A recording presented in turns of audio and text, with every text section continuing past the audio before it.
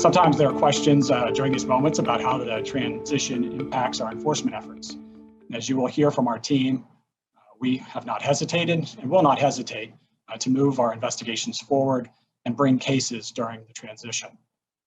We're committed to ensuring that the division's workforce is composed of a wide cross-section of America, diverse in characteristics and perspectives. The process they follow in doing that work is clearly laid out in the division manual and in the justice manual. Faithfully adhering to these processes and procedures and principles and treating all parties equally ensures that we are serving as even-handed guardians of the law. This is not to say that bringing nascent competition cases like the Visa case last year or the Sabre Fairlogics case that we brought in 2019 is easy. These cases are not easy, but they are worthy because the competition at stake, while perhaps a bit more forward-looking than your run-of-the-mill merger challenge, can be quite significant, even game-changing for an entire industry. Put differently, to conclude that such transactions cannot be challenged under the antitrust laws is untenable because it would allow dominant firms with deep pockets to gobble up nascent competitive threats with impunity by setting their sights on these firms a bit earlier in the development process before entry has occurred, but when the competitive threat is clear.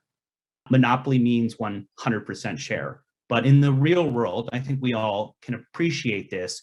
We see firms with well short of a 100% share behaving like monopolists and undertaking anti-competitive conduct to preserve their positions in the marketplace. And we need to be putting greater weight on how firms behave and market dynamics in an industry rather than arbitrary share thresholds when we make these assessments about whether firms are monopolists.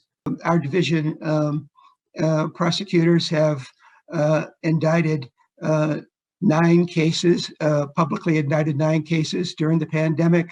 We've achieved corporate resolutions, 12 corporate resolutions through plea agreements or deferred prosecution agreements. We now have 13 cases that are pending trial. And that's an amazing number of cases for the criminal program.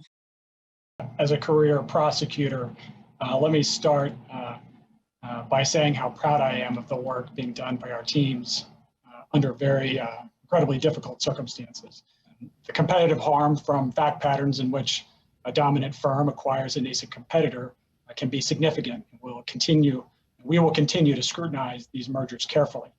These types of cases, which are a top priority for the division, will receive our full attention. And I can assure you that we are committed to taking an active enforcement approach here. Labor market crimes result in tangible harm to workers, whether in the form of lower wages, reduced mobility, or by depriving them of the ability to bargain for better terms of employment.